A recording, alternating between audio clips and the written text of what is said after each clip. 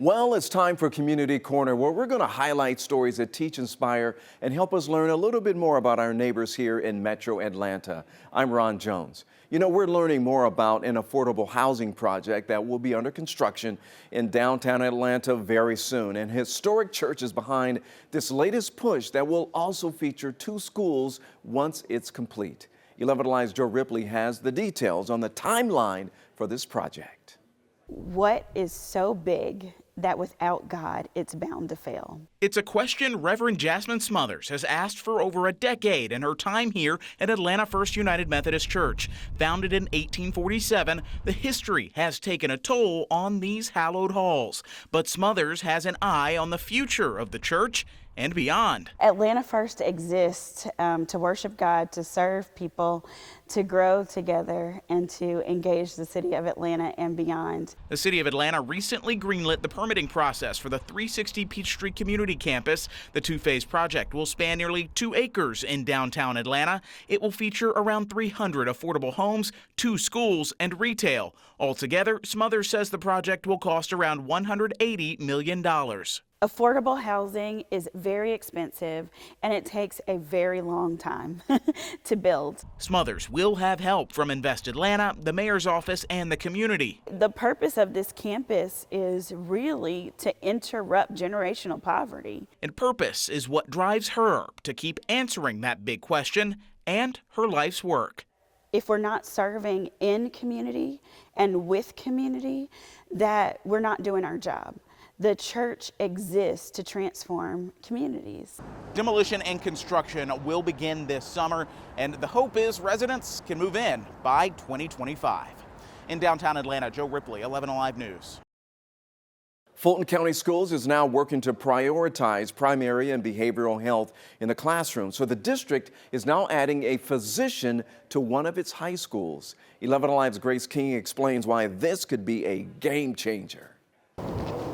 At any high school, there's only so much help a school nurse can give. The school nurse can't prescribe medication. They can't really diagnose conditions or referrals. They don't do behavioral health. The families at Benjamin Banneker High struggle to access those services outside of school, too. It is a response to the closing of major medical centers around. Because if you look at this area, it's really a health desert. There's no real access to health care, immediate access. This clinic will serve students at Banneker High School and the feeder schools, so everyone in the community can benefit from that access. Because we have a lack of pediatricians in this area, this is an awesome opportunity for our students to come to school, get the services they need, and continue on with their education. The Georgia Department of Education says there are 119 school-based health centers across the state. About half are mobile units. In order for students to learn, they have to be in school. So this is an opportunity to remove all aspects of illness, sickness, anything that kids may be facing that will keep them from school. Banneker principal Vincent Golden says these health centers work. He's excited to see how it helps his school community. If they're in class, they can learn. If they learn, we have great outcomes. A popular program in Decatur is going to be sticking around for another year. The city just renewed its mobile food cart program and is looking for some new vendors out there. The program was launched last summer and selected 3 initial vendors, one that's still with the program.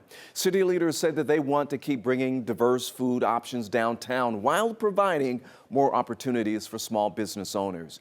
Food cart vendor applications can be submitted from February 5th to the 29th. The city says approved vendors will be picked and notified by mid-March. As we continue to deal with these cooler temperatures, most of us are inside somewhere trying to stay warm. However, one Atlanta man is now spending his evening on the streets of Atlanta with those who were unhoused. 11 Alive's Brittany Kleinpeter introduces us to Reverend White. Come on, let's try to go in. So where we go from here? Y'all gonna be able to help these people? They're important, not me. They're important. Most days for Reverend White feel like this. Reverend White is not going to leave you, okay? Chaotic, overwhelming. If you can't trust me, brother. I trust you, okay. brother. And often Do difficult. you trust me? Yes, come on. All right, we're going to try it again. Come on. I don't get paid, sir. Okay. I don't get, you get a salary. Do you get a salary, sir? His day-to-day not so different from the lives of the people he's helping. I volunteer my time. And while many wouldn't choose to spend their time like this, especially when the temperatures drop below freezing, that's exactly what brings Reverend White out. I use this van to go to the gateway and pick up women, men, and take them to warming shelters. Behind the wheel, he steers through the day's challenges. I let some of the guys stay, sit in the van, out of the weather. It's a lot, but he does it because his past tells him it's the right thing to do. But back in 2014, on Calverton Road in Atlanta, Georgia, it was around December, I got the news that a homeless person was dead. So from there, I said, not on my watch. Not on my watch means that as long as I'm living, I'm gonna do everything I can to try to help homeless people to make sure they don't freeze. A decade later, he says he's helped thousands of unhoused people find warmth because he knows what their life is like. I used to be homeless also. I used to go into the different centers around Atlanta. That time period was, I guess, about 2 years. Reverend White works to be a constant in the chaos.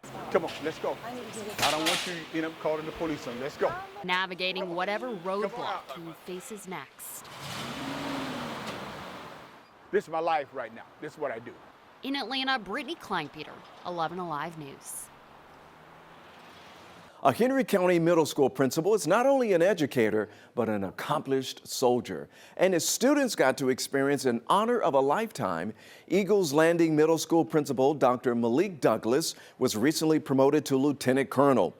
Member of the Army Reserve's 353rd Civil Affairs Command traveled all the way from Staten Island, New York for this ceremony, which was held at the middle school. Dr. Douglas says that he wanted to do something to promote the middle school to expose his students to a different career path. It's important for students to be able to see a general officer and be able to engage with a general officer because I strongly believe we have some of the best and brightest students in Henry County schools. And they can ascribe to be maybe a general officer, secretary of defense, or even the president of the United States one day. Absolutely. Before Douglas went into teaching, he enlisted in the Navy. Throughout his career, he was deployed to 35 different countries. 7 new employees at the DeKalb County Courthouse are now leaving their mark on the building, literally. 11 Alive's Caitlin Ross reports on the newest members of the team that are bringing the warm and fuzzy to an often cold and difficult job. The DeKalb County Courthouse looms large over the city of Decatur. Very tough job. Prosecutors trying the most heinous crimes. Impossible most days. Deputy Chief of the Homicide and Gang Unit, Yolanda Lippert, says her job is full of tough conversations, difficult decisions. Hi, sweet girl. And cuddles? Smiling, laughing. She's got great cuddles, and I can say with certainty that that happens in no other aspect of my job.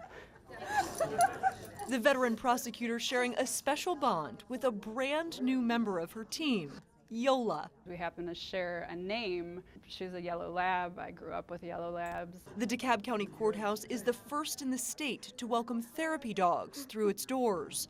You want some tummy rubs? Not just caring for members of the staff, the pups sit with crime victims during forensic interviews. They'll snuggle, or they'll get a little bit closer, or put their paw or their head in their lap, and I think it means a whole lot to them. Handler Terry Ehart knows it meant a lot to her. Her sister was murdered in 1975. The victim advocates at the court got her through it. I thought this was a terrific way for me to be able to pay it forward. The dog's soft touch smoothing the hard edges of the court. And it's an honor to do it, and I think it's a privilege to do it. Please raise your right hands. 7 dogs sworn into the court to serve the people of DeKalb County. In the Stone Mountain Judicial Circuit. Raising their paws for duty. You can let that stress and let that weight go. The dogs are on duty now, sitting with victims and encouraging staff members at the court. DA Sherry Boston told me their contributions are invaluable, so much so that they all got their own special badges to get in the front doors.